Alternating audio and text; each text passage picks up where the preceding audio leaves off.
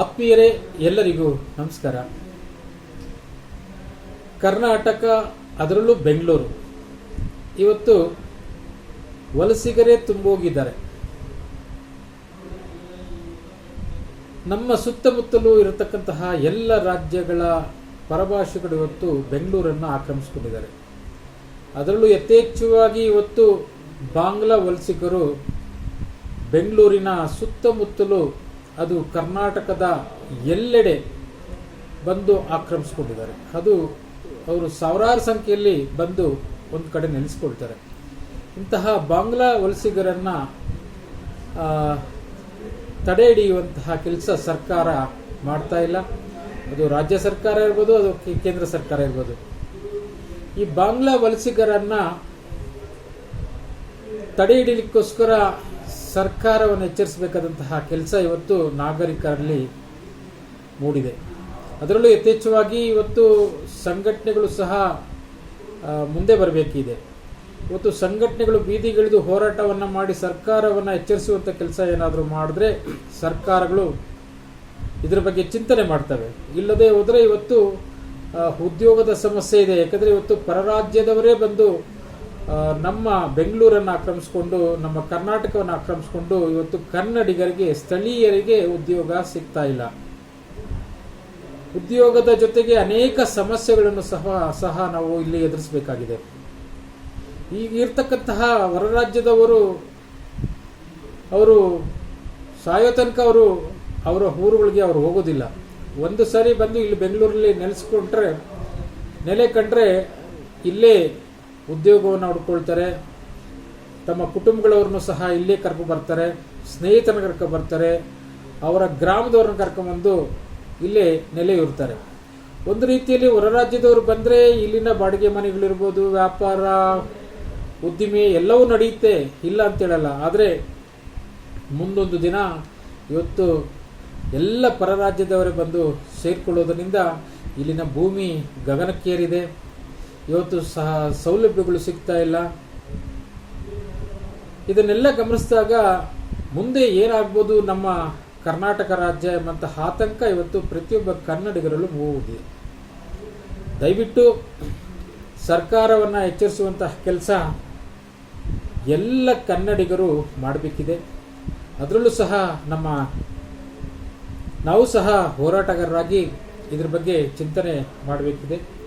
ಕರ್ನಾಟಕ ಸಂಘಟನೆಗಳ ಕನ್ನಡ ಒಕ್ಕೂಟ ನೂರಾರು ಸಂಘಟನೆಗಳ ಸಹಭಾಗಿತ್ವದಲ್ಲಿ ಬೆಂಬಲದೊಂದಿಗೆ ಅನೇಕ ಹೋರಾಟಗಳನ್ನು ಮಾಡಿಕೊಂಡು ಬರ್ತಾ ಇದೆ.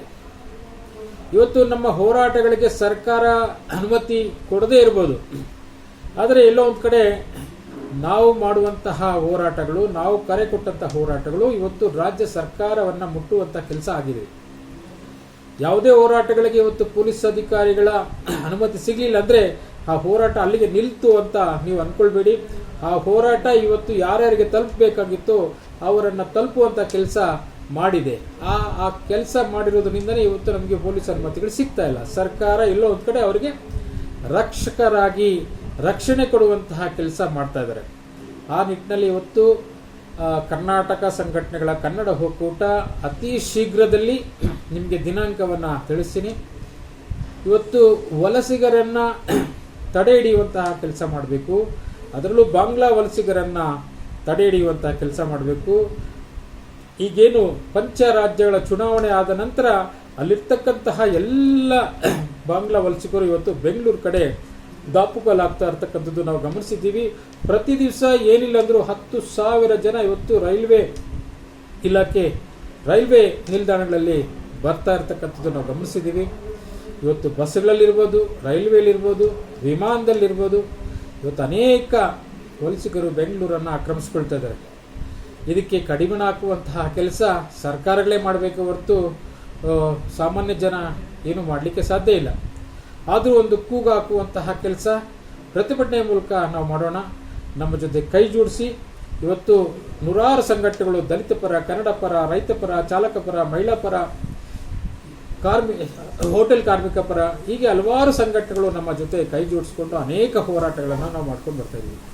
ಇವತ್ತು ಬಾಂಗ್ಲಾ ವಲಸಿಗರನ್ನ ಹಾಗೂ ವಲಸಿಗರನ್ನ ತಡೆ ಹಿಡಿಯುವಂತಹ ಕೆಲಸ ನೀವು ಎಲ್ಲ ಸೇರಿ ಮಾಡಬೇಕಾಗ್ತದೆ. ಸರ್ಕಾರವನ್ನು ಮಲಗಿರ್ತಕ್ಕಂತಹ ಸರ್ಕಾರವನ್ನು ನಿದ್ದೆ ಮಾಡ್ತಾ ಇರ್ತಕ್ಕಂಥ ಸರ್ಕಾರವನ್ನು ಹೆಚ್ಚಿಸುವಂತಹ ಕೆಲಸ ನಾವು ನೀವೆಲ್ಲ ಸೇರಿ ಮಾಡೋಣ. ಅತಿ ಶೀಘ್ರದಲ್ಲಿ ನಿಮಗೆ ದಿನಾಂಕವನ್ನು ತಿಳಿಸ್ತೀನಿ. ಆ ದಿನಾಂಕದಲ್ಲಿ ಎಲ್ಲ ಹೋರಾಟಗಾರರು, ಅದರಲ್ಲಿ ಹೆಚ್ಚಾಗಿ ಕನ್ನಡಿಗರು ನಾವೆಲ್ಲ ಬಂದು ಆ ಹೋರಾಟವನ್ನು ಯಶಸ್ವಿಗೊಳಿಸಬೇಕಂತ ತಮ್ಮಲ್ಲಿ ಕಳಕಳಿಯಿಂದ ಮನವಿ ಮಾಡ್ಕೊಳ್ತೀನಿ. ಯಾಕಂದರೆ ನಗು ಬರ್ತದೆ. ಇವತ್ತು ನಾವು ಕನ್ನಡಿಗರ ಉದ್ಯೋಗಕ್ಕಾಗಿ 118 ದಿನಗಳ ಕಾಲ ಒಂದು ಡಾಕ್ಟರ್ ಸರೋಜಿನಿ ಮಹಿಷಿ ವರದಿ ಜಾರಿಗೆ ತರಲೇಬೇಕು ಸರ್ಕಾರಗಳು ಎಂಬಂತಹ ನಿಟ್ಟಲ್ಲಿ ಹೋರಾಟವನ್ನು ಮಾಡಿದ್ವಿ. ಆದರೆ ಕಾಲ ಕಳೆದಂತೆ ಇವತ್ತು ಸುಮಾರು 40 ವರ್ಷಗಳಿಂದ ಒಂದು ವರದಿ ಜಾರಿಗೆ ಬರದೆ ನೆನೆಗುದ್ದಿಗೆ ಬಿದ್ದಿದೆ. ಬಂದಂತಹ ಎಲ್ಲ ಸರ್ಕಾರಗಳು ನಾವು ಅದನ್ನು ಅನುಷ್ಠಾನಕ್ಕೆ ತರ್ತೀವಿ ಅಂತ ಹೇಳ್ತಾನೆ ಬಂದವು. ಆದರೆ ಬಂದಂಥ ಸರ್ಕಾರಗಳು ಇದುವರೆಗೂ ಅದನ್ನು ಜಾರಿಗೆ ತರುವಲ್ಲಿ ವಿಫಲವಾಗಿದೆ.